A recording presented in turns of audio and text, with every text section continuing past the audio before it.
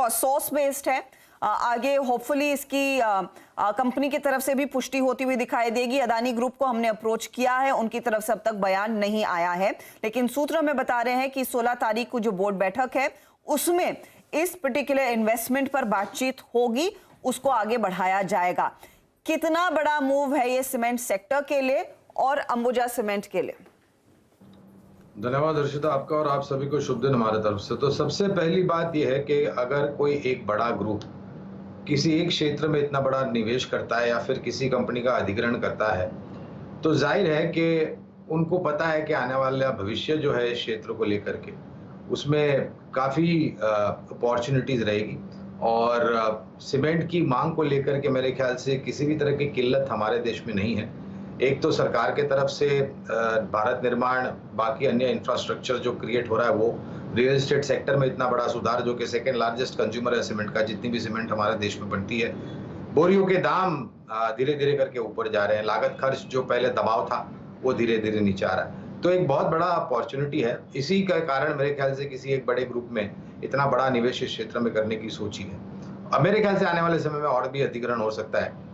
दिक्कत ये है हर्षिता कि आपको अगर नई कैपेसिटी जोड़नी है तो बहुत सारे एंट्री बैरियर्स हैं यहाँ पर। इतनी आसानी से बड़ी कैपेसिटी आप लगा नहीं सकते हैं। तो जाहिर है कि जो छोटी या मझोली स्थापित कंपनियां हैं वो एक पॉसिबल कैंडिडेट बन सकते हैं for an hostile take over और a complete take over.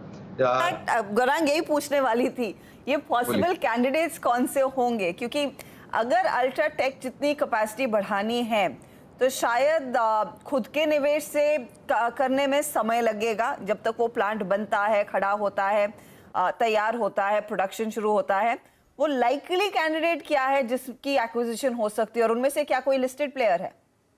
Listed unlisted players भी काफी सारे हैं, लिस्टेड प्लेयर्स भी हैं हर्षिता।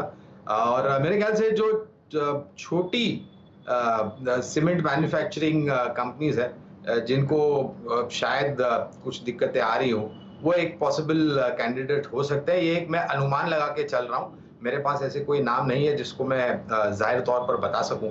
लेकिन एक सबसे बेहतरीन तरीका, अगर आपको उतनी बड़ी कैपेसिटी खड़ी करना है, तो आपने भी सही बताया और मेरा भी अंदाजा सही है कि नई कैपेसिटीज खड़ी करने के लिए बहुत समय लगेगा, एंट्री बैरियर्स बहुत होते हैं वगैरह वगैरह, एनवायरमेंट क्लियरेंस वगैरह वगैरह। तो एक सीधा सीधा आपके पास उपाय ये है कि आप जितनी बने उतनी कंपनीज को टेक ओवर कर लें।